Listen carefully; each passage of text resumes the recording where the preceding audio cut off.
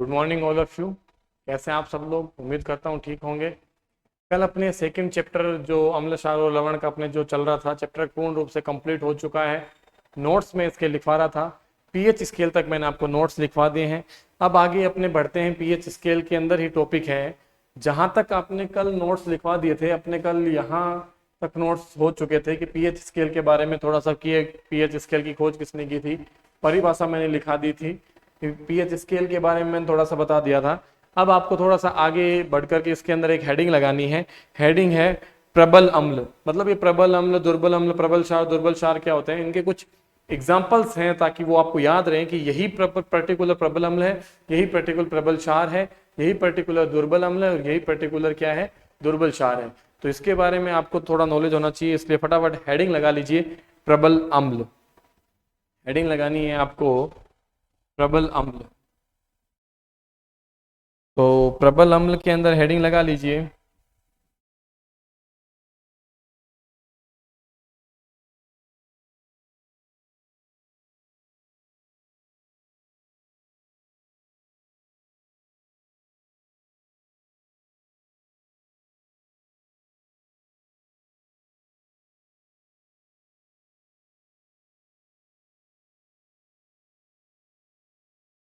प्रबल अम्ल।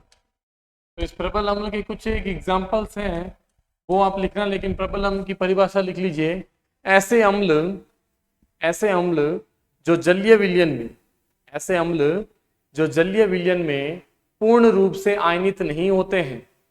ऐसे अम्ल जो जलीय विलयन में पूर्ण रूप से आयनित नहीं होते हैं, अर्थात अर्थात पूर्ण रूप से H प्लस आयन नहीं देते हैं, अर्थात पूर्ण रूप से H प्लस आयन नहीं देते हैं, प्रबल अम्ल कहलाते हैं। प्रबल अम्ल कहलाते हैं। तो उसके एग्जाम्पल लिख लीजिए, उदाहरण है।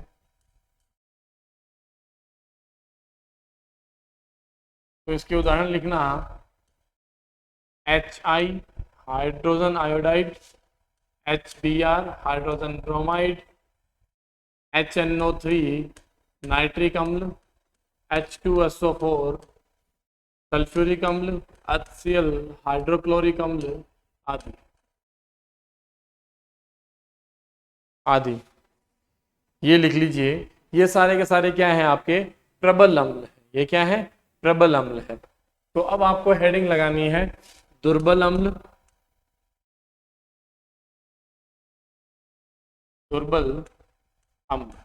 तो दुर्बल अम्ल के अंदर लिखें ऐसे अम्ल, ऐसे अम्ल जो जलीय विलयन में, ऐसे अम्ल जो जलीय विलयन में पूर्ण रूप से आयनित नहीं होते हैं, पूर्ण रूप से आयनित नहीं होते हैं, अर्थात अर्थात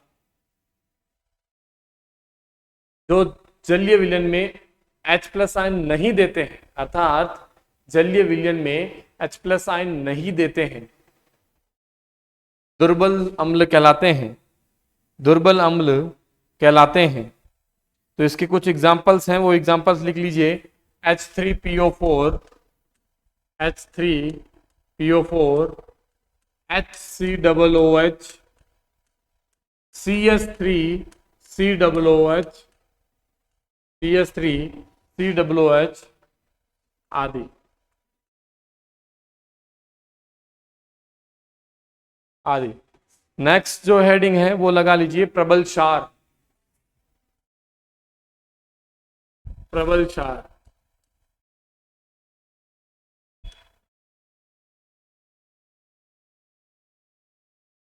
तो इसके अंदर लिख लीजिए, प्रबल क्षार में लिख लीजिए ऐसे क्षार, ऐसे क्षार जो जलीय विलयन में, ऐसे क्षार जो जलीय विलयन में पूर्ण रूप से आयनित नहीं होते हैं।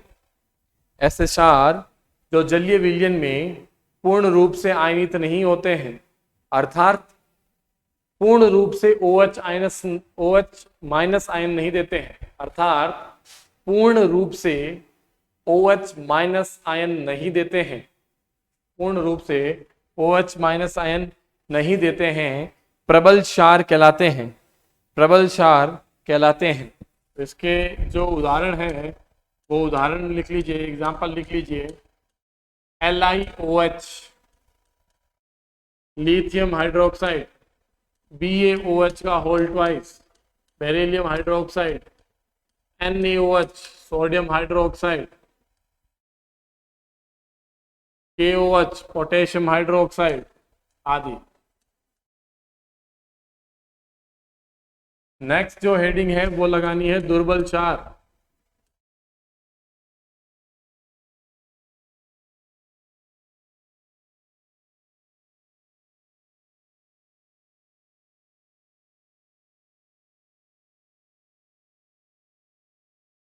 दुर्बल क्षार, इसके अंदर हेडिंग इसके इस हेडिंग में लिखना है ऐसे क्षार जो जलीय विलयन में, ऐसे क्षार जो जलीय विलयन में, मेरा थोड़ा सा गलती हो चुकी है तो उसको थोड़ा सा सही कर लीजिए। प्रबल क्षार की परिभाषा एक बार दोबारा रिपीट कर देता हूं, थोड़ी सी करेक्शन कर लीजिए। ऐसे क्षार जो जलीय विलयन में पूर्ण रूप से आयनित हो जाते हैं, वो नहीं काट दीजिए, पूर्ण रूप से आयनित हो जाते हैं, अर्थात अर्थात जलीय विलयन में, जलीय विलयन में पूर्ण रूप से, जलीय विलयन में पूर्ण रूप से OH माइनस आयन देते हैं, पूर्ण रूप से OH माइनस आयन देते हैं, प्रबल क्षार कहलाते हैं, प्रबल क्षार कहलाते हैं। थोड़ी सी करेक्शन कर लीजिए बस। अब वापस दुर्बल क्षार में आ जाइए और दुर्बल क्षार के अंदर लिखिए ऐसे क्षार, ऐसे क्षार जो जलीय विलयन में, ऐसे क्षार जो जलीय विलयन में पूर्ण रूप से आयनित नहीं होते हैं। अब इसके अंदर नहीं लगा लीजिए, ऐसे क्षार जो जलीय विलयन में पूर्ण रूप से आयनित नहीं होते हैं दुर्बल क्षार कहलाते हैं, दुर्बल क्षार कहलाते हैं। इसके एग्जाम्पल लिख लीजिए दुर्बल क्षार के, दुर्बल क्षार के एग्जाम्पल NH3 यानी कि ammonia, Na2CO3, Na2CO3 sodium carbonate, NaHCO3 यानी कि सोडियम हाइड्रोजन कार्बोनेट, और फिर बात करें तो CaOH का होल ट्वाइस यानी कि कैल्शियम हाइड्रोक्साइड, बोले तो MgOH का होल ट्वाइस यानी मैग्नीशियम हाइड्रोक्साइड आदि।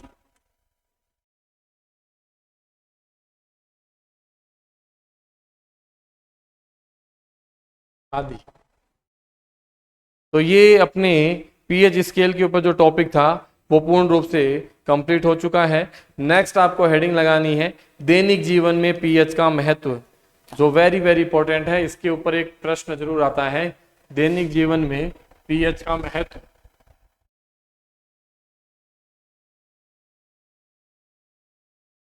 दैनिक जीवन में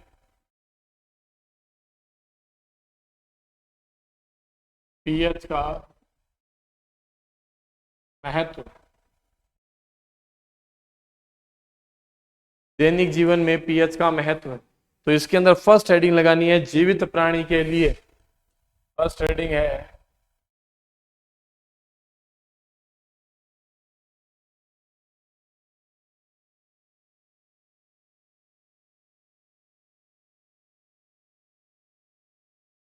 जीवित प्राणी के लिए पीएच का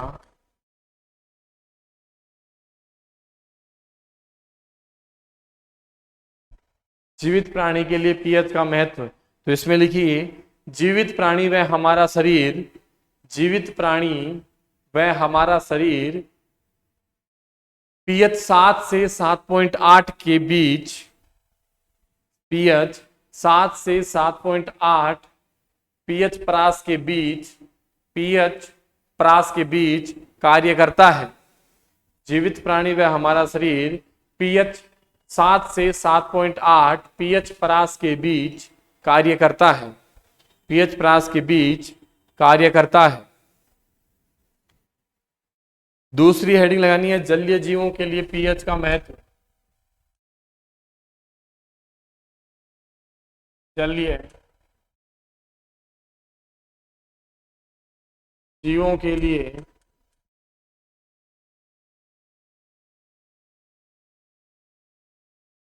पीएच का महत्व।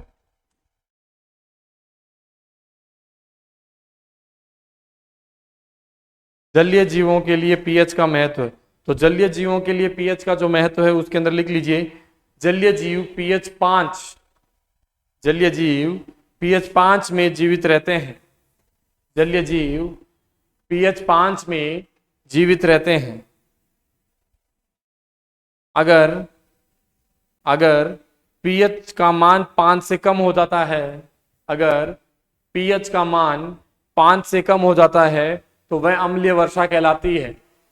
अगर पीएच का मान 5 से कम हो जाता है तो वह अम्लीय वर्षा कहलाती है, तो वह अम्लीय वर्षा कहलाती है, जिसके कारण जलीय जीवों का जीवन, जिसके कारण जलीय जीवों का जीवन जीना कठिन हो जाता है, जिसके कारण जलीय जीवों का जीवन जीना, जिसके कारण जलीय जीवों का जीवन जीना कठिन हो जाता है, कठिन हो जाता है। नंबर 3 हेडिंग लगाइए, पौधों के लिए,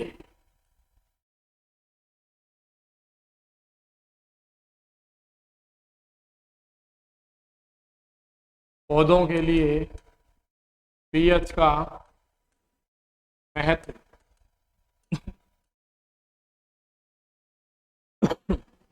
पौधों के लिए पीएच का महत्व के अंदर लिखेंगे, पौधे मिट्टी में वृद्धि करते हैं, पौधे मिट्टी में वृद्धि करते हैं। यह मिट्टी न तो ज्यादा अम्लीय, यह मिट्टी न तो ज्यादा अम्लीय होनी चाहिए और न ही ज्यादा क्षारीय, यह मिट्टी न तो ज्यादा अम्लीय होनी चाहिए और न ही ज्यादा क्षारीय, यह मिट्टी न तो ज्यादा अम्लीय होनी चाहिए और न ही ज्यादा क्षारीय। नेक्स्ट हेडिंग लगाइए, हमारे पाचन तंत्र के लिए पीएच का महत्व। हमारे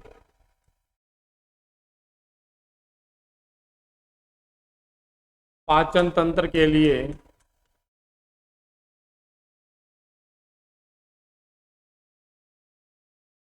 पीएच का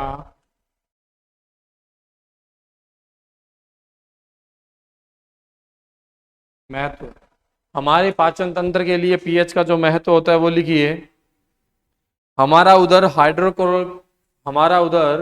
हाइड्रोक्लोरिक अम्ल उत्पन्न करता है, हमारा उदर हाइड्रोक्लोरिक अम्ल उत्पन्न करता है जो कि खाने को पचाता है, हमारा उदर हाइड्रोक्लोरिक अम्ल उत्पन्न करता है जो कि खाने को पचाता है।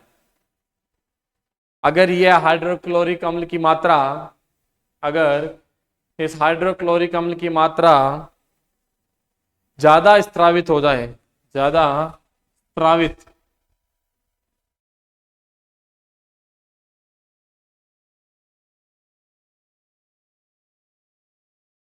ज्यादा मात्रा में स्त्रावित हो जाए, अगर इस हाइड्रोक्लोरिक अम्ल की मात्रा ज्यादा स्त्रावित हो जाए तो पेट में दर्द व जलन महसूस होते हैं, तो पेट में दर्द व जलन महसूस होते हैं, पेट में दर्द व जलन महसूस होते हैं। इसके निवारण के लिए दुर्बल अम्ल, इसके निवारण के लिए दुर्बल क्षारक, इसके निवारण के लिए दुर्बल क्षारक जैसे, दुर्बल क्षारक जैसे मैग्नीशियम हाइड्रोक्साइड,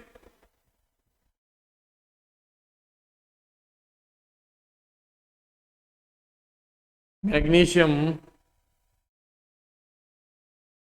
हाइड्रोक्साइड, ब्रैकेट के अंदर इसके लिखेंगे milk of magnesia,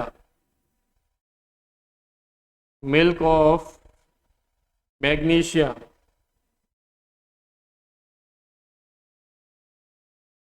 milk of magnesia जैसे एंटासिड का उपयोग करते हैं, जैसे एंटासिड,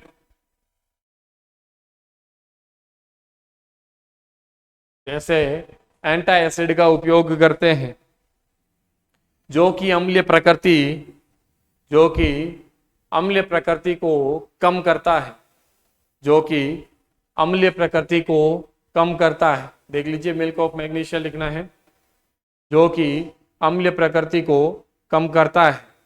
नेक्स्ट हेडिंग लगानी है दंतश्रय,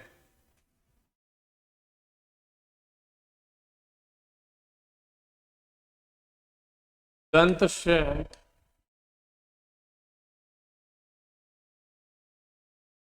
दंतशय में पीएच का महत्व। दंतशय में पीएच का महत्व। तो इसमें लिखिए, अगर हमारे मुंह की पीएच का मान, अगर हमारे मुंह की पीएच का मान 5.5 से कम हो जाता है, अगर हमारे मुंह की पीएच का मान 5.5 से कम हो जाता है तो दांतों का इनेमल संक्षारित हो जाता है। दांतों का इनेमल संक्षारित हो जाता है।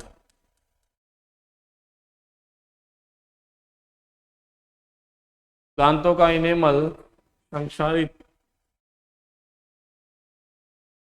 दांतों का इनेमल संक्षारित हो जाता है तथा मुंह में उपस्थित बैक्टीरिया, मुंह में उपस्थित बैक्टीरिया तथा मुंह में उपस्थित बैक्टीरिया अपशिष्ट शर्करा तथा खाद्य पदार्थों से मिलकर, अपशिष्ट शर्करा, अपशिष्ट लिख देता हूं, अपशिष्ट शर्करा तथा खाद्य पदार्थों से मिलकर, अपशिष्ट शर्करा तथा खाद्य पदार्थों से मिलकर और अम्लीय बनाता है, और अम्लीय माध्यम बनाता है, और अम्लीय माध्यम, मिलकर और अम्लीय माध्यम बनाता है, जिससे दांतों में पीलापन आ जाता है, जिससे दांतों में पीलापन आ जाता है, दांतों में पीलापन आ जाता है। अब इसके बचाव या निवारण लिख लीजिए, इसी के अंदर हेडिंग लगानी है, निवारण या बचाव।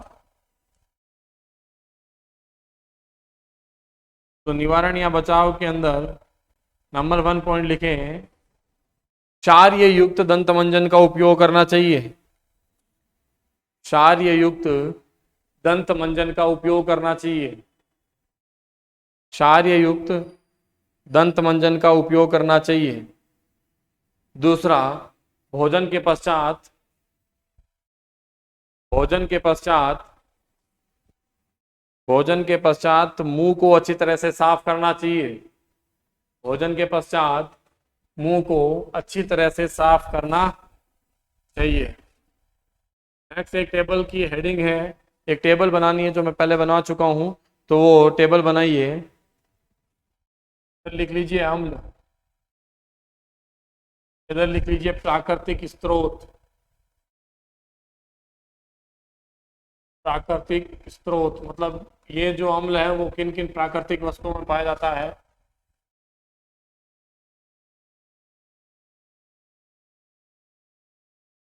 तो फर्स्ट अम्ल साथ साथ में उतारना, मैलिक अम्ल,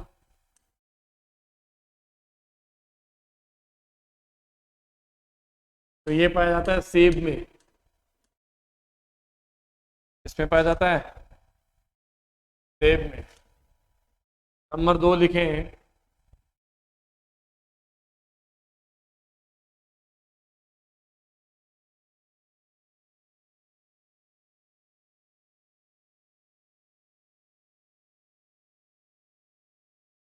सिट्रिक अम्ल,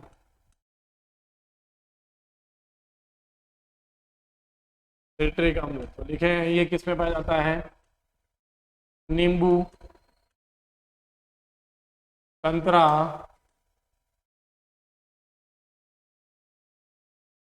माल्टा,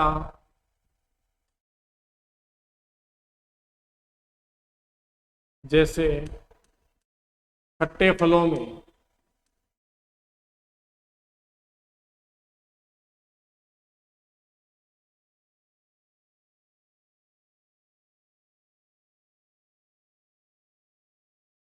खट्टे फलों में। तीसरा लिखें टार्ट्रिक अम्ल,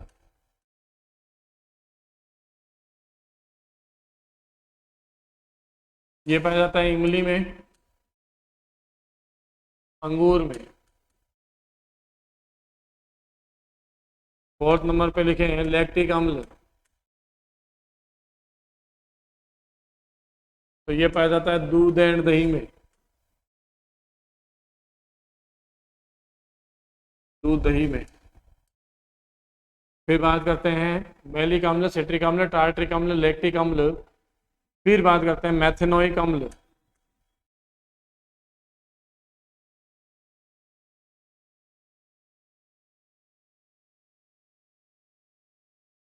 तो ये पाया जाता है लाल चिंटी,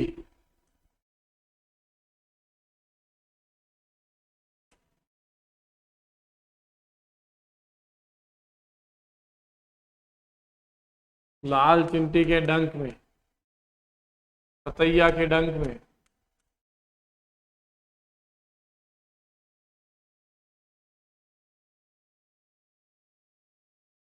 मधुमक्खी के डंक में।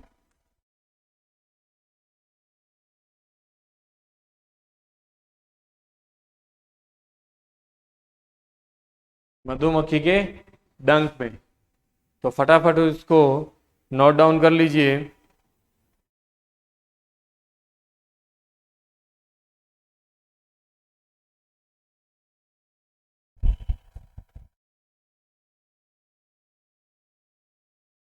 ये सारे अम्ल आपको अच्छे से याद करने हैं, इनके ऊपर 1 नंबर का प्रश्न आता है।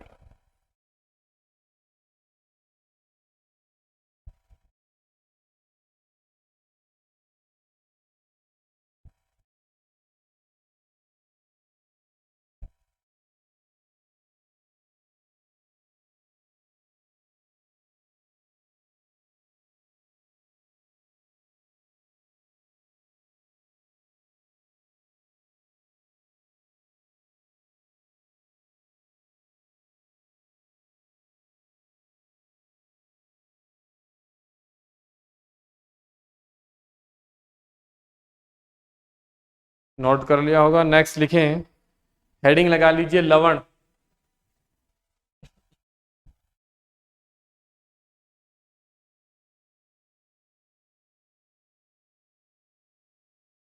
लवण। तो लवण के अंदर लिखना शुरू करें। लवण वे यौगिक होते हैं, लवण वे यौगिक होते हैं जो अम्ल व क्षार, जो अम्ल व क्षार के मिलने के बाद बनते हैं। लवण वे यौगिक होते हैं जो अम्ल व क्षार, जो अम्ल व क्षार के मिलने के बाद बनते हैं, लवण कहलाते हैं, लवण कहलाते हैं। एक और परिभाषा लिखिए इसकी, बीच की लाइन के अंदर या लगा के एक और परिभाषा लिखिए। लवण आयोनिक यौगिक होते हैं, लवण आयोनिक यौगिक होते हैं जो धनायन व ऋणायन से मिलकर के बनते हैं, जो धनायन व ऋणायन से मिलकर के बनते हैं, धनायन व ऋणायन से मिलकर बनते हैं, लवण कहलाते हैं, लवण कहलाते हैं। उदाहरण,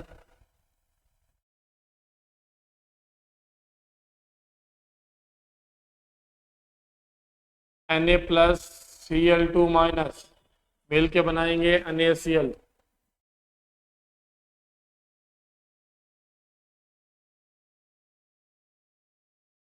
इधर लिख लीजिए लवण। फटाफट रिएक्शन उतारिए। Cl2 है ये।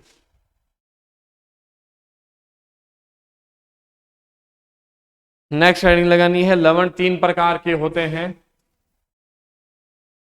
लवण 3 प्रकार के होते हैं।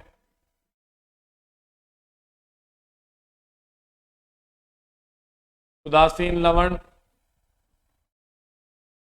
तो इसके अंदर सबसे पहले लिखेंगे, जब प्रबल अम्ल व प्रबल क्षार आपस में अभिक्रिया करते हैं, जब प्रबल अम्ल व प्रबल क्षार आपस में अभिक्रिया करते हैं तो अम्लीय लवण का निर्माण होता है। तो अम्लीय लवण का निर्माण होता है, सॉरी, उदासीन लवण का निर्माण होता है। जब प्रबल अम्ल व प्रबल क्षार आपस में भी क्या करते हैं तो उदासीन लवण का निर्माण होता है। अम्ल को हटा दीजिए, लिख लीजिए उदासीन लवण का निर्माण होता है।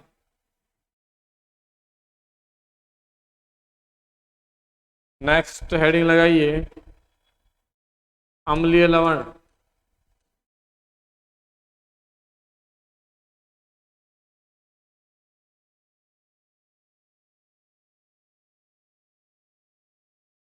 अम्लीय लवण के अंदर लिखें, ट्रिक बताई थी, जब लवण कौन सा पूछे अम्ल, तो प्रबल भी अम्ल रखना है। तो लिख लीजिए, जब प्रबल अम्ल की अभिक्रिया दुर्बल क्षार से करवाई जाती है, जब प्रबल अम्ल की अभिक्रिया दुर्बल क्षार से करवाई जाती है तो अम्लीय लवण का निर्माण होता है।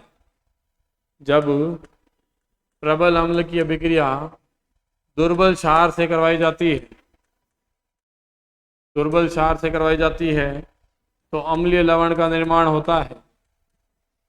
तो अम्लीय लवण का निर्माण होता है। ये आपका अम्लीय लवण।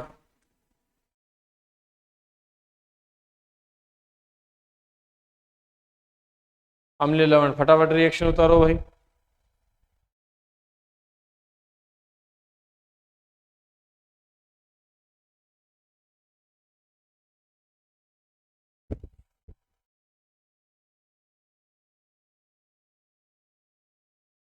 नेक्स्ट हेडिंग लगानी है क्षारीय लवण।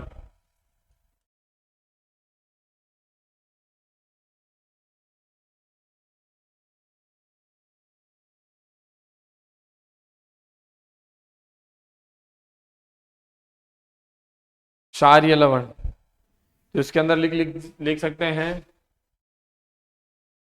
जब प्रबल क्षार की अभिक्रिया, जब प्रबल क्षार की अभिक्रिया दुर्बल अम्ल से करवाई जाती है, जब प्रबल क्षार की अभिक्रिया दुर्बल अम्ल से करवाई जाती है तो क्षारीय लवण का निर्माण होता है। तो क्षारीय लवण का निर्माण होता है।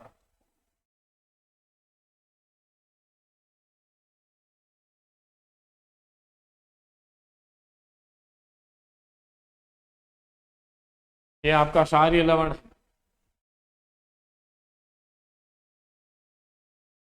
इसका साइंटिफिक रासायनिक नाम क्या है? इसका नाम है सोडियम एसीटेट।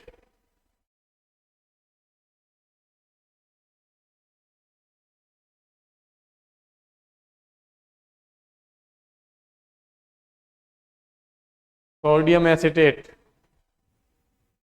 तो ये आपके जो लवण वाला टॉपिक था वो भी कंप्लीट हो चुका है।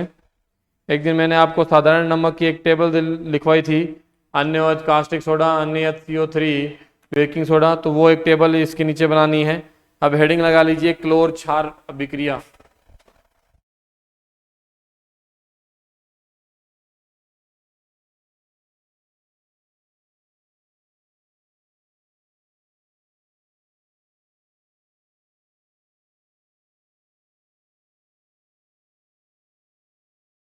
क्लोर क्षार अभिक्रिया, इसके अंदर लिखें, जब सोडियम क्लोराइड के जलीय विलयन में, जब सोडियम क्लोराइड के जलीय विलयन में विद्युत धारा प्रवाहित करवाई जाती है, सोडियम क्लोराइड के जलीय विलयन में जब विद्युत धारा प्रवाहित करवाई जाती है तो सोडियम क्लोराइड के जलीय विलयन में विद्युत धारा प्रवाहित करवाई जाती है तो तो सोडियम हाइड्रो ऑक्साइड, ब्रैकेट में लिखना क्षार, सोडियम हाइड्रो ऑक्साइड, ब्रैकेट में लिखना क्षार, comma hydrogen gas hydrogen gas तथा क्लोरीन गैस निर्मुक्त होती है। निर्मुक्त मतलब निकलना, निर्मुक्त कैसे लिखते हैं देख लेना।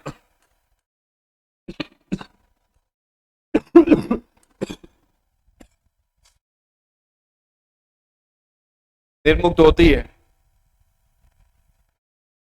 निर्मुक्त होती है। तो इसकी रिएक्शन लिख लीजिए भाई। सोडियम क्लोराइड के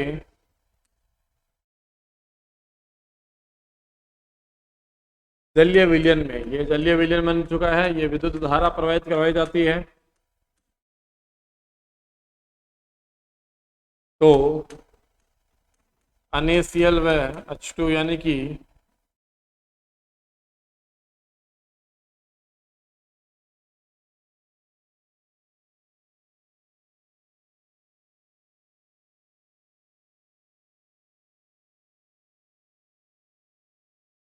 Na प्लस और Cl2 माइनस अलग होता है साथ में। अच्छा, सोडियम हाइड्रोक्साइड का निर्माण होता है तो सोडियम हाइड्रोक्साइड लिख लीजिए, NaOH plus Cl2 minus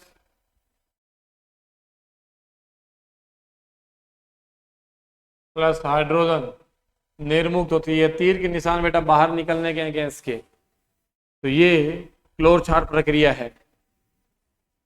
next heading लगाइए, कुछ महत्वपूर्ण लवण व उनके उपयोग। कुछ महत्वपूर्ण लवण व उसके उपयोग।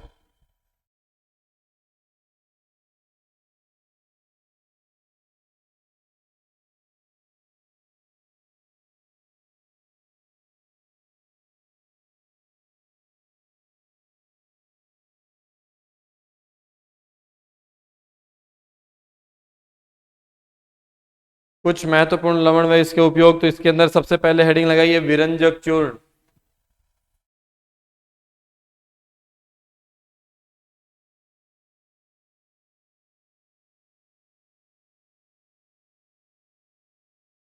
विरंजक चूर्ण, और विरंजक चूर्ण में लिखिए क्लोर क्षार प्रक्रिया से ली गई क्लोरीन गैस। क्लोर क्षार प्रक्रिया से ली गई क्लोरीन गैस को जब क्लोर क्षार प्रक्रिया से ली गई क्लोरीन गैस को जब शुष्क भुजे हुए चूने में प्रवाहित करवाया जाता है, शुष्क भुजे हुए चूने में प्रवाहित करवाया जाता है तो विरंजक चूर्ण का निर्माण होता है। तो विरंजक चूर्ण का निर्माण होता है।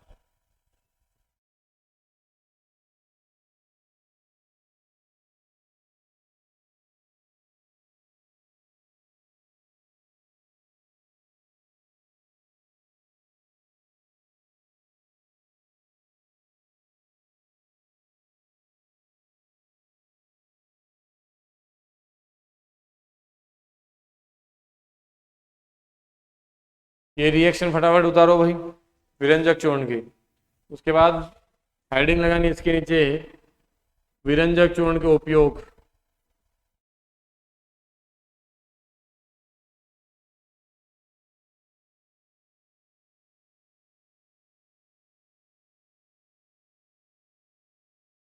विरंजक चूर्ण के उपयोग, तो इसके अंदर नंबर 1 पहला पहला उपयोग लिखें, वस्त्र उद्योग में, वस्त्र उद्योग में सूती कोमा, सूती कोमा लीलन, सूती कोमा लीलन के विरंजक के लिए, सूती कोमा लीलन के विरंजक के लिए। नंबर 2 हेडिंग लगानी है कागज उद्योग कोमा लकड़ी उद्योग, कागज उद्योग कोमा लकड़ी उद्योग। तीसरा, रासायनिक उद्योगों में, रासायनिक उद्योगों में उपचायक के रूप में, रासायनिक उद्योगों में उपचायक के रूप में। और अंतिम 4th point very very important लगा लेना बेटा, 4th पॉइंट के ऊपर वेरी वेरी इंपॉर्टेंट, इस पे प्रश्न आता है। तो लिखिए जल को जीवाणुओं से मुक्त करने के लिए, जल को जीवाणुओं से मुक्त करने के लिए, पेपर में प्रश्न आता है बोर्ड के कि जल को जीवाणु से मुक्त करने के लिए कौन से लवण का उपयोग किया जाता है, तो कौन सा लवण है, विरंजक चूर्ण। तो सेकंड हेडिंग लगा लीजिए बेकिंग सोडा।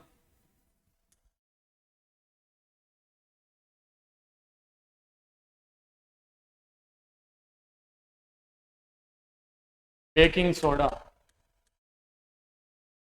तो इसके अंदर इसका सूत्र लिख लीजिए NaHCO3। फिर इसके अंदर लिखना शुरू करें इसके बेकिंग सोडा कैसे बनता है, तो लिखें सोडियम क्लोराइड के जलीय विलयन में, सोडियम क्लोराइड के जलीय विलयन में सोडियम क्लोराइड के जलीय विलयन में अमोनिया गैस व कार्बन डाइऑक्साइड गैस को अमोनिया गैस व कार्बन डाइऑक्साइड गैस को अमोनिया गैस व कार्बन डाइऑक्साइड गैस को प्रवाहित करवाया जाता है, प्रवाहित करवाया जाता है। तो अमोनियम क्लोराइड, तो अमोनियम क्लोराइड व विरंजक अमोनियम क्लोराइड व बेकिंग सोडे का निर्माण होता है। अमोनियम क्लोराइड व बेकिंग सोडे का निर्माण होता है। यह सोडियम क्लोराइड का जलीय विलयन, इसमें अमोनिया गैस और CO2 गैस को प्रवाहित करवाते हैं। तो अमोनियम क्लोराइड व बेकिंग सोडा, इधर जगह नहीं थी, आप उधर ही लिखना NaHCO3, ये आपका बेकिंग सोडा बन करके तैयार हो जाता है। उपयोग लिख लीजिए इसके। उपयोग के अंदर नंबर 1 लिखें, रसोई घर में स्वादिष्ट पकोड़े बनाने में, रसोई घर में स्वादिष्ट पकोड़े बनाने में। दूसरा लिखें, एंटाएसिड के रूप में,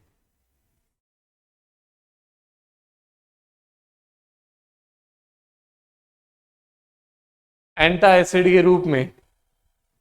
थर्ड लिखें, बेकिंग पाउडर बनाने में,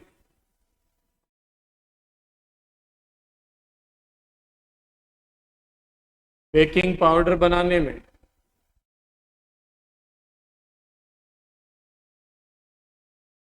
इसके ब्रैकेट में लिखेंगे टार्ट्रिक अम्ल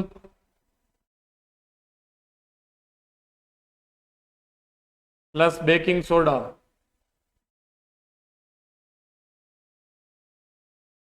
टार्ट्रिक अम्ल प्लस बेकिंग सोडा, तो बेकिंग पाउडर बन जाएगा।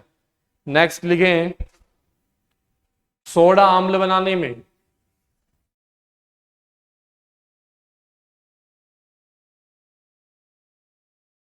सोडा अम्ल बनाने में।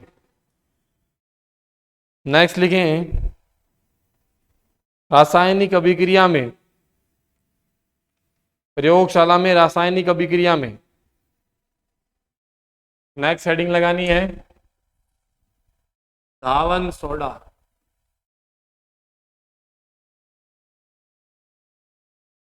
धावन सोडा, इसका सूत्र लिख लीजिए Na2CO3.10H2। धावन सोडा बनाने में, तो इसके अंदर लिखें, इसका उपयोग कांच कोमा साबुन, इसका उपयोग कांच कोमा साबुन एवं कागज उद्योग में, इसका उपयोग कांच कोमा साबुन एवं कागज उद्योग में। नेक्स्ट लिखना है, बोरेक्स जैसे सोडियम यौगिक के उत्पादन में, बोरेक्स जैसे सोडियम यौगिक के उत्पादन में, बोरेक्स जैसे सोडियम यौगिक के उत्पादन में। तीसरा लिखना है, जल की स्थायी कठोरता को कम करने के लिए, जल की स्थायी कठोरता को कम करने के लिए, जल की स्थायी कठोरता को कम करने के लिए। नेक्स्ट लिखना है, घरों में साफ सफाई के लिए, घरों में साफ सफाई के लिए, घरों में साफ सफाई के लिए।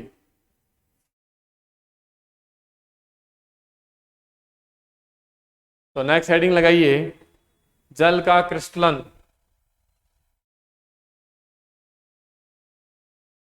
जल का क्रिस्टलन।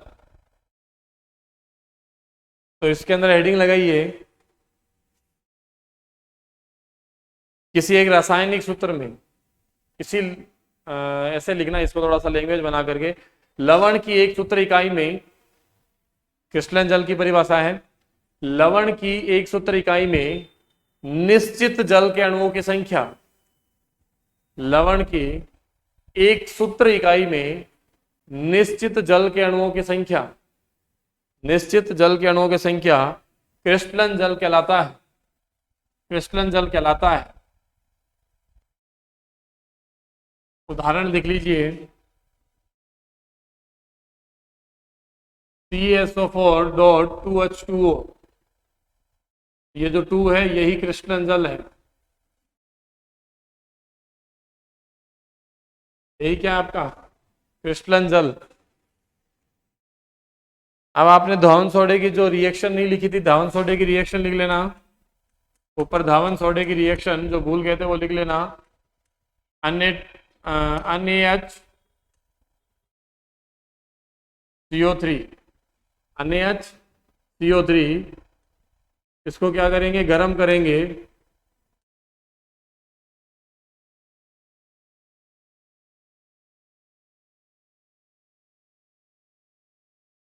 Na2CO3 सोडियम कार्बोनेट का निर्माण होता है।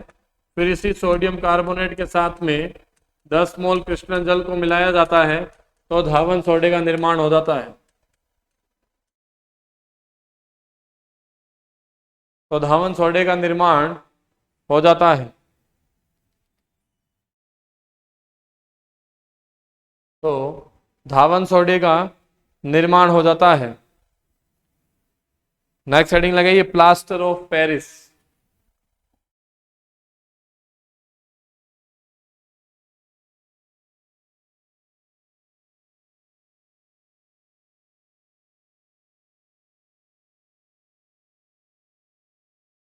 प्लास्टर ऑफ पेरिस, तो इसके अंदर लिखें, जिप्सम को 373 केल्विन पर गर्म करने पर, जिप्सम को 373 केल्विन या 100 डिग्री सेल्सियस पर गर्म करने पर, जिप्सम को 373 केल्विन या 100 डिग्री सेल्सियस पर गर्म करने पर कैल्शियम सल्फेट के अर्ध हाइड्रेट का निर्माण होता है।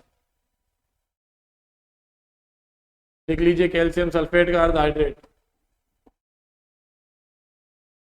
कैल्शियम सल्फेट का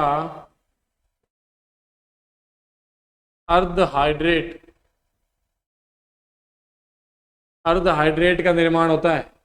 इसी को ही हम पीओपी बोलते हैं, इसी को ही पीओपी बोलते हैं।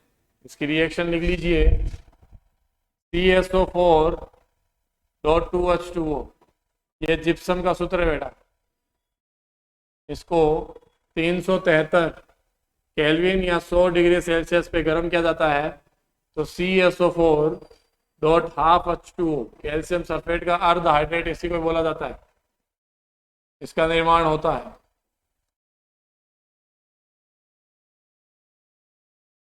साथ में 1/12H2O 1.5 मोल जल निकलता है।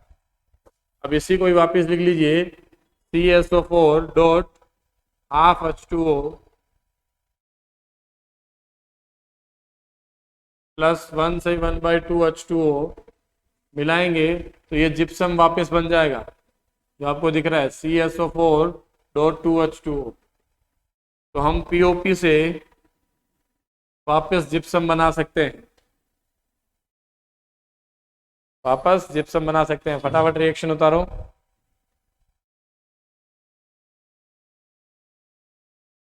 नेक्स्ट चैप्टर को अंतिम पड़ाव पे लेकर जाते हुए लास्ट पीओपी के जो एग्जांपल्स हैं, पीओपी के जो उपयोग हैं वो लिख लीजिए। पीओपी के उपयोग,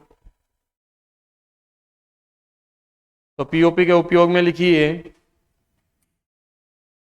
इसका उपयोग दंत चिकित्सा में किया जाता है। पहला उपयोग है, इसका उपयोग दंत चिकित्सा में किया जाता है। नंबर 2 उपयोग, इसका उपयोग टूटी हुई हड्डियों को जोड़ने में किया जाता है। टूटी हुई हड्डियों को जोड़ने में किया जाता है। नंबर 3 उपयोग मूर्ति निर्माण में, कोमा सजावटी सामग्री बनाने में, कोमा खिलौने निर्माण में, लास्ट चौथा पॉइंट लिखें, भवन निर्माण में सतह को चिकना बनाने में, भवन निर्माण में सतह को चिकना बनाने में, सतह को चिकना बनाने में। ये आपका चैप्टर नंबर दूसरा अम्ल क्षार और लवण कंप्लीट हो चुका है। 2 चैप्टर अपने केमिस्ट्री के पूरे हो चुके हैं। नोट्स विद नोट्स लिखवा दिए हैं, समझा दिए गए हैं। आप अच्छे से नोट्स को लिखना फेयर कॉपी के अंदर और वहां से अच्छे से रीड करना। बहुत ही शानदार और अच्छी जो शब्दों की क्वालिटी है उसके साथ में नोट्स दिए गए हैं, ताकि आपको पढ़ते ही आपके दिमाग में सेट बैठ जाए। ऐसा नहीं है कि कोई शब्द समझ में नहीं है, ऐसा कोई भी शब्द नहीं डाला गया है। तो धन्यवाद, आपका दिन शुभ हो।